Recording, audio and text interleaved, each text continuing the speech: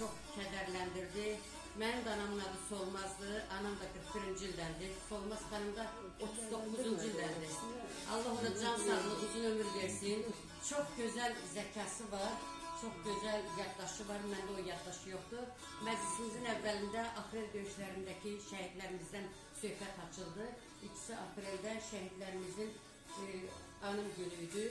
Allah rəhmət eləsin. Mən də istəyirəm ki, 2 apreldə döyüşlər günü başlamışdı, aprel 2-sində. Hər şəhid məzarı sirli Kəbədir.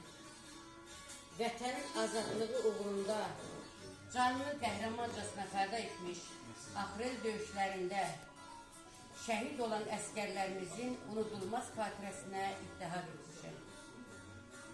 Vətəndən, yurdundan çox uzun illər, didərgin düşübdür yuvasız ellər. Bu dərdə dözməyən cəsur oğullar, düşmənin yerini eylədilər dar.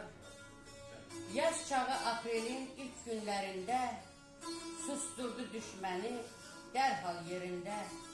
Bu vətən uğrunda verdilər canı, bu ellər unutmaz Təbriz Urfanı. Elnurun, Bakirin canfəşanlığı, Elvinin, Urfanın qəhrəmanlığı gələn nəsillərə nümunə oldu. Bu yol Allah yolu, müqəddəs yolu. İgid ərənlərin arzusu birdir. Hər biri bu yolda qoşa gedirdi. Torpağında qan deyən erməni, bildi neçə sevən var bu vətəni. Vüqar kimi igid, cəsur, qəhrəman, qoymadı düşməni yaxına bir an. Vətən üçün sinəni sipər eylədi. Bu vətən bölünməz heç vaxt söylədi. Bu vətənin neçə mərdini itirdik, yaşadıq şəhid dərdini. Şəhidlik zirvəsi qaldı əbədi.